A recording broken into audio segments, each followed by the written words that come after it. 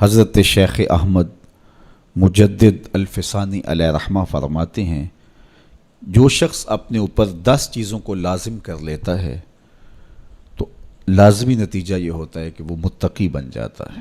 سب سے پہلی بات آپ فرماتے ہیں زبان کو غیبت سے بچائے۔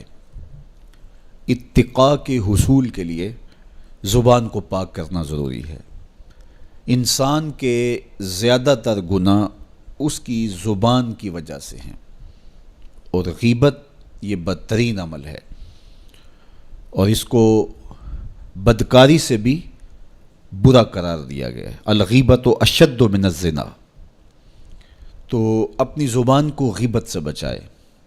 دوسری بات ارشاد فرمائی کہ بدظنی سے بچے، کسی سے خواہ مخواہ بدگمان ہو جانا اور اپنے دل کو کسی کے لیے میلا کر لینا اور اس کی بدگمانی دل میں پالنا، یہ تقوی کے منافی ہے۔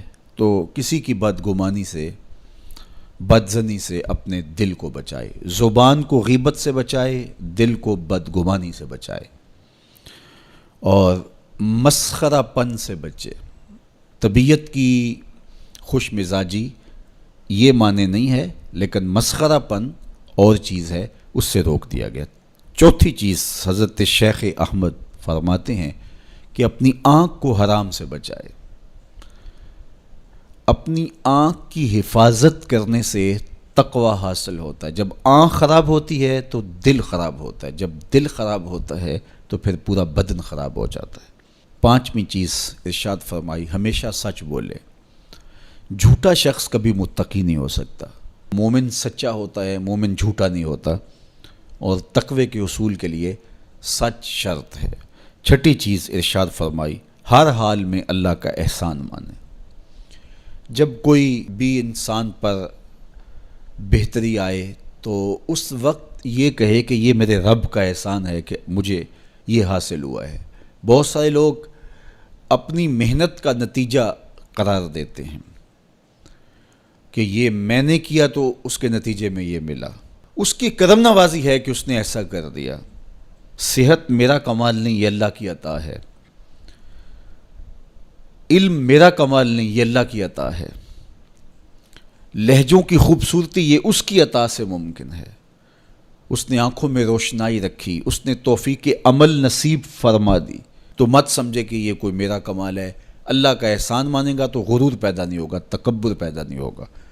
تو ہر حال میں اللہ کا احسان مانے، جو بھی خیر اس کو ملے وہ کہے یہ میرے رب کی طرف سے ہے، اور اگر اس کا کرم نہ ہوتا تو یہ عمل مجھے نصیب نہ ہوتا۔ ساتویں چیز اپنا مال راہ حق میں خرچ کرے، ناحق راستے پر ایک درہم بھی خرچ نہ کرے۔ کمایا ہوا مال راہ حق میں خرچ کرنے سے اتقاء کی دولت نصیب ہوتی ہے۔ اللہ قیامت کے دن بندے کے قدم اپنے حضور سے ہٹنے نہیں دے گا جب تک اس سے 3 سوال نہیں کر لے گا۔ ان میں سے ایک سوال یہ ہوگا کہ مال کمایا کہاں سے، مال خرچ کہاں کیا۔ اس لیے یہ اپنی طبع کے اندر لازم کر لے کہ کبھی بھی اس کا مال کسی ناجائز اور فضول کام میں خرچ نہ ہو، راہ حق میں اس کا مال لگے۔ آٹھویں چیز نفس کے لیے کبھی بڑائی بلندی نہ چاہے، اس سے طبیعت میں سرکشی آئے گی اور تقوی کے راستے میں یہ عمل مانے ہے۔ اور نمازوں کی حفاظت کرے۔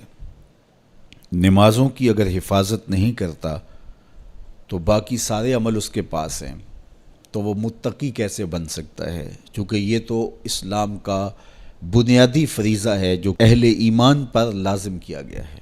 اور 10ویں چیز حضرت شیخ فرماتے ہیں عقیدوں کی صحت کا خیال رکھے، اپنے عقیدے، اپنے نظریات خوبصورت رکھے، وہی جو شروع سے صحابہ سے لے کے دور موجود تک چلے آ رہے ہیں، ان کی مطابقت کے اندر اپنے عقیدے رکھے۔ نظریات کا عکس اعمال پہ ہوتا ہے، اگر نظریات اچھے نہیں ہیں تو اعمال بھی اچھے نہیں ہیں۔ تو یہ 10 خوبیاں اور 10 چیزیں اگر کسی شخص نے اپنے اندر لازم کر لیں تو پھر لازمی نتیجہ یہ ہے کہ وہ متقی بن جائے گا، وہ پرہیزگار بن جائے گا۔